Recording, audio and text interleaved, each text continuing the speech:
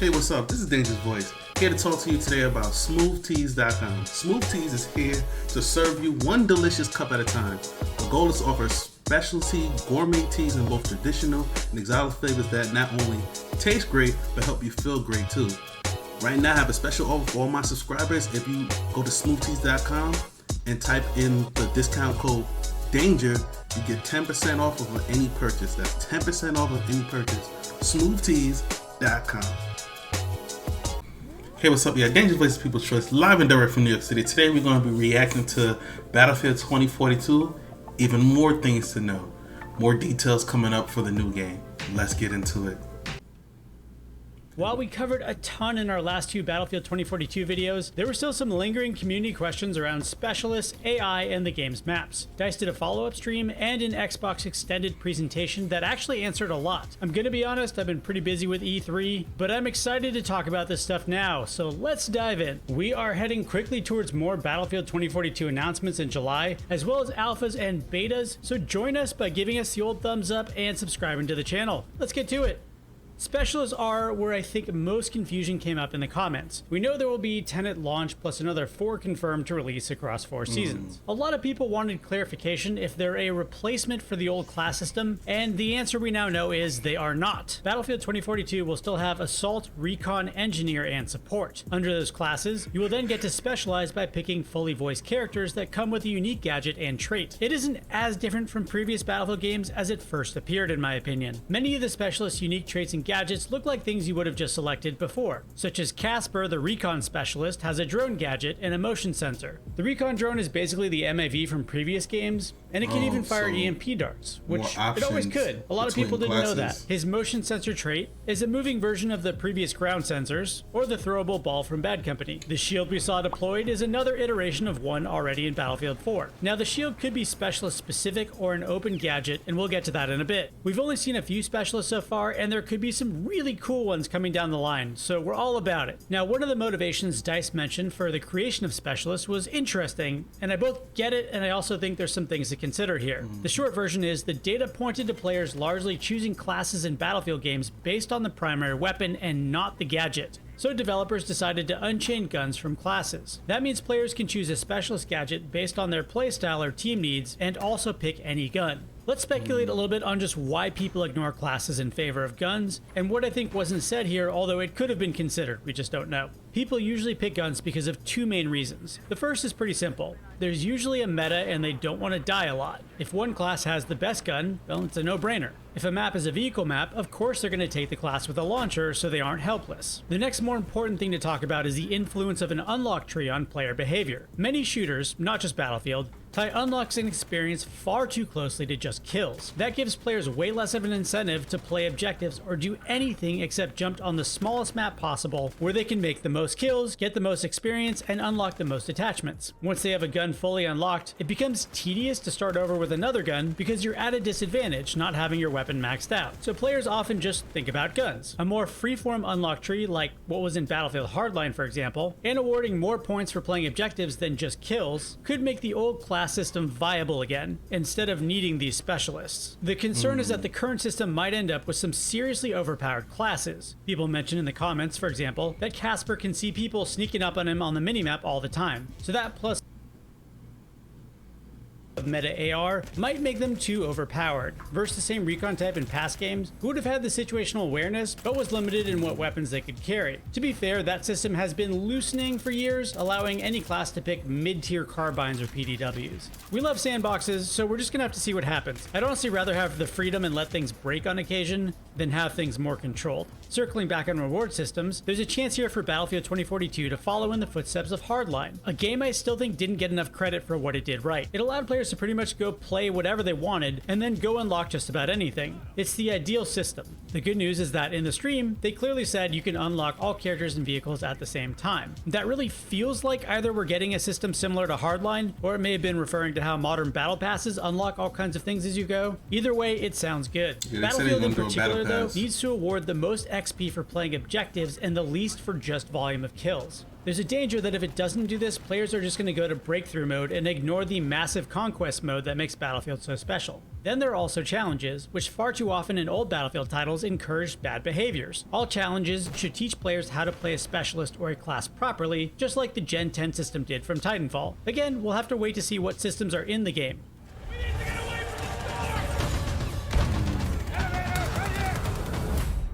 So this is a good spot to talk about the freedom of weapons and gear. Some of the motivation behind the Plus system of the game that lets you swap attachments on the fly was to avoid a legit classic Battlefield problem, and devs are right on here. If you took the wrong loadout into a match before, your only option was really just to redeploy and lose a ticket in Conquest mode. The Plus system makes you more adaptable to situations, but in this stream they also talked about its limits, which is good. For example, you can't make an SMG suddenly behave like a sniper rifle. It sounds like DICE put consideration into what attachments go with what guns. It also sounds like open gear, meaning gear that any specialist can use, is pretty extensive. Falk, who's a medic under support class, can still take anti-vehicle weapons and gadgets. We also got another burning question answered here. A lot of people wondered if the wingsuit was tied specifically to Sundance or was an open gadget, and the answer is that it is tied to specialists. That seems like a hell of a lot of fun.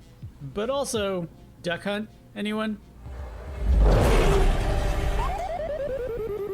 Yeah, I was thinking Another that area too. that we got a lot of questions over in the comments was about AI matches. In earlier presentations, it seemed like AI bots were their own thing, but bots are actually very pervasive in the game. 128 player matches will start with bots, who then filter out as players join in. There's going to be every combination imaginable: full AI matches, you and a squad versus AI, and mixed AI and player PvP. Regions where people can't get full matches will also be stacked with bots.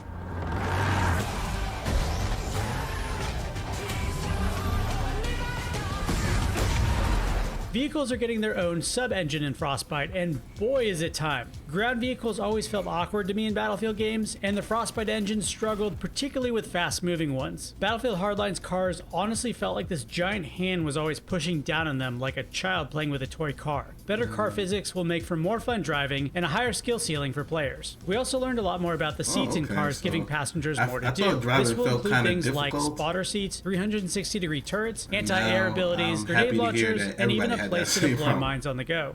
Maps and pacing. Oddly enough, I think this was my favorite part of the presentation. Some maps like Hourglass are designed for both fast and slow moments in the new Conquest mode. You'll be frantically capturing a sector 1 minute and then grouping up and rolling out in convoys the next for large vehicle battles on your way to the next sector. This is very much like how PlanetSide 2 works, and damn if my old Battlefield friend Ryan and I haven't said we need more PlanetSide 2 in Battlefield for years. Non-stop action in games can honestly get tiresome and kind of boring. You need these prep phase moments between battles to absorb what happened and enjoy what's coming next. Dev says specifically that they looked at Goldmode Railway and Sinai Desert maps for inspiration if you want a reference point. We also got some insight into terms. The call-in tablet is what you use to airdrop vehicles at your location. We still don't know if that's based on a point system though, or happens when you capture a sector. The game is going to launch with 7 maps, which in past Battlefield games I don't think was enough and quickly got bored with. Consider you might play 1 or 2 of these to death in betas, so really you're getting 5 or 6 new ones. But it feels different this time because the maps are huge, and they're purpose-built for just 2 modes at launch. That's awesome, and exactly the right approach to Battlefield map design. We now know these maps will also have a lot of variation between Levolution and Tornadoes, which take random paths, or sometimes won't even show up. It's all about variety, and it feels like we're going to get it this time. There's also a lot of small details on map locations, but it's probably not worth getting into until we can actually show you, so let's circle back on that in another video.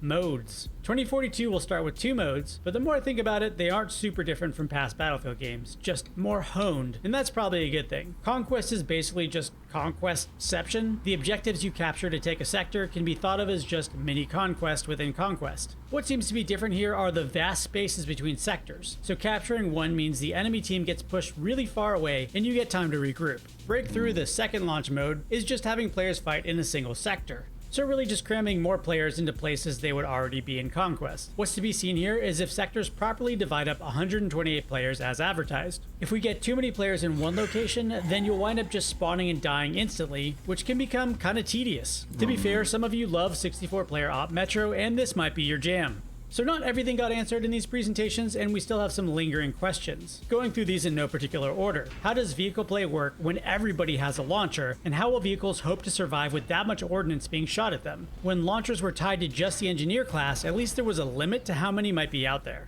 Will the new conquest yeah. work if it's basically just conquest points within conquest points? I know it's designed to spread players out, but what happens if players don't ever fully capture sectors? What happens if an entire team just decides to roll as a unit? Does this mean even more people need to stick around to defend objectives when players typically don't like to do that?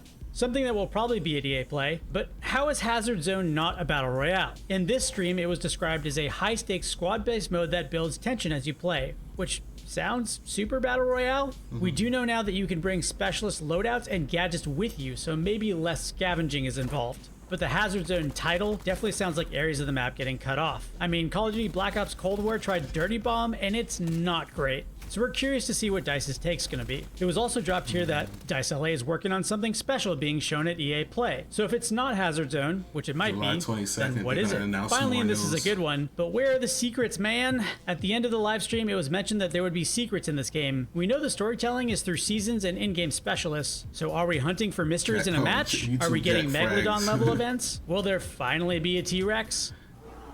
Jack Frags is like one of the... Jack Frags is like I've been to a lot of press conferences over the years and have to say that the level of honesty and genuine love of Battlefield stood out to me in this stream. Right now it feels like Battlefield's in good hands. We have so much more Battlefield 2042 coming up, so head on over to GameSpot's YouTube page and subscribe to the channel. We're in this together. Thanks for watching.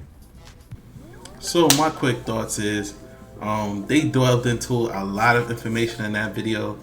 Some gameplay details I wasn't sure, but some of the major ones where I'm gonna break it down is, one, you're gonna conquest mode is just gonna be bigger, better, and uncut. Like, it's just gonna be way more stuff to do and way more things thrown at you in the conquest mode, which is, you know, the main mode with all the vehicles, you capturing points inside of Battlefield. So I said they're going to expand upon that, and they're going to add some weather. They're going to give you some more gadgets and more freedom of more gadgets.